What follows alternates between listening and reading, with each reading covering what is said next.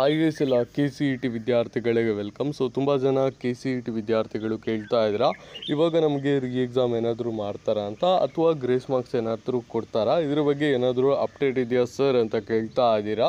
So ಇದ್ರ ಬಗ್ಗೆ ನಾನು ವಿಡಿಯೋನಲ್ಲಿ ತಿಳಿಸ್ತೀನಿ. ವಿಡಿಯೋನ ಸ್ಟಾರ್ಟ್ ಮಾಡೋಕ್ಕಿಂತ ಮುಂಚೆ ಚಾನಲ್ಗೆ ಹೊಸಬ್ರಾಗಿದ್ದರೆ ದಯವಿಟ್ಟು ಒಂದು ಸಬ್ಸ್ಕ್ರೈಬ್ ಮಾಡ್ಕೊಳ್ಳಿ, ಆ್ಯಂಡ್ ವಿಡಿಯೋ ಇಷ್ಟ ಆದರೆ ದಯವಿಟ್ಟು ಒಂದು ಲೈಕ್ನ ಮಾಡ್ಕೊಳ್ಳಿ.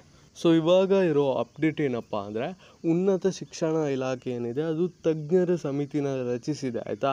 ತಜ್ಞರ ಸಮಿತಿ ಏನು ಮಾಡುತ್ತೆ ಅಂದರೆ, ಉನ್ನತ ಶಿಕ್ಷಣ ಇಲಾಖೆಗೆ ಒಂದು ರಿಪೋರ್ಟ್ ಕೊಡುತ್ತೆ. ಅಂದರೆ ಈ ಒಂದು ವಿಷಯದ ಬಗ್ಗೆ ವಿಸ್ತೃತವಾದ ಮಾಹಿತಿನ ಉನ್ನತ ಶಿಕ್ಷಣ ಇಲಾಖೆಗೆ ಕೊಡುತ್ತೆ. ಆದ ನಂತರ ಏನೇ ಡಿಸಿಷನ್ ಇದ್ದರೂ ಉನ್ನತ ಶಿಕ್ಷಣ ಇಲಾಖೆ ತಗೊಳ್ಳುತ್ತೆ, ಆಯಿತಾ. ಸೊ ಇದು ಈಗ ಪ್ರೆಸೆಂಟ್ಲಿ ಇರೋ ಅಪ್ಡೇಟ್. ಅದೇ ರೀತಿ KEಗೂ ಕೂಡ ಒಂದು ವಿಸ್ತೃತ ವರದಿನ ಕೊಡೋಕ್ಕೆ ಉನ್ನತ ಶಿಕ್ಷಣ ಇಲಾಖೆ ತಿಳಿಸಿದೆ, ಆಯಿತಾ. ಸೊ ಇವಾಗ ಗ್ರೇಸ್ ಮಾರ್ಕ್ಸ್ ಕೊಡೋ ಬಗ್ಗೆ ಇರಲಿ ಅಥವಾ ಎಕ್ಸಾಮ್ ಮಾಡೋ ಬಗ್ಗೆ ಇರಲಿ, ಯಾವುದೇ ಒಂದು ಡಿಸಿಷನ್ ತಗೋಬೇಕಾದ್ರೂ ತಜ್ಞರಿಂದ ಒಂದು ವಿಸ್ತೃತವಾದ ಮಾಹಿತಿ ಬರಬೇಕಲ್ವಾ.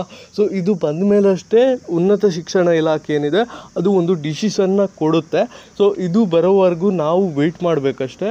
ಅದೇ ರೀತಿ ಯಾರೆಲ್ಲ ನೀಟ್ ಎಕ್ಸಾಮ್ಸ್ಗೆಲ್ಲ ಪ್ರಿಪೇರ್ ಆಗ್ತಾ ಇದ್ದೀರಾ, ಸೊ ನೀವು ನಿಮ್ಮ ಪ್ರಿಪರೇಷನ್ನ ಕಂಟಿನ್ಯೂಸ್ ಆಗಿ ಇಟ್ಕೊಂಡಿರಿ. ಅದೇ ರೀತಿ KCET ಇನ್ ಕೇಸ್ ಏನಾದರೂ ಎಕ್ಸಾಮ್ ಆಗೋದು ಅಂತ ಇದ್ರೂ ಕೂಡ ಆ ಒಂದು ಎಕ್ಸಾಮ್ಸ್ ಕೂಡ ಅಷ್ಟೇ ಪ್ರಿಪೇರ್ ಆಗಿರಿ. ಅದೇ ರೀತಿ ಯಾರಿಗೆಲ್ಲ ಇವಾಗ ಗ್ರೇಸ್ ಮಾರ್ಕ್ಸ್ ಸಿಗಬೇಕು ಅಂತ ಇದೆ ಅವರು ಕಮೆಂಟ್ ಸೆಕ್ಷನಲ್ಲಿ ತಿಳಿಸಿ. ಅದೇ ರೀತಿ ಇವಾಗ ಎಕ್ಸಾಮ್ ಮಾಡಬೇಕು ಅಂತ ಇದ್ರೂ ಕೂಡ ಕಮೆಂಟ್ ಸೆಕ್ಷನಲ್ಲಿ ತಿಳಿಸಿ, ಆಯಿತಾ. ಸೊ ಇದು ಇವತ್ತಿನ ಈ ವಿಡಿಯೋ ಇಷ್ಟ ಆದರೆ ದಯವಿಟ್ಟು ಲೈಕ್ನ ಮಾಡ್ಕೊಳ್ಳಿ ಅಂತ ಹೇಳ್ತಾ ವಿಡಿಯೋನ ಇಲ್ಲಿಗೆ ಮುಗಿಸ್ತಾ ಇದ್ದೇನೆ.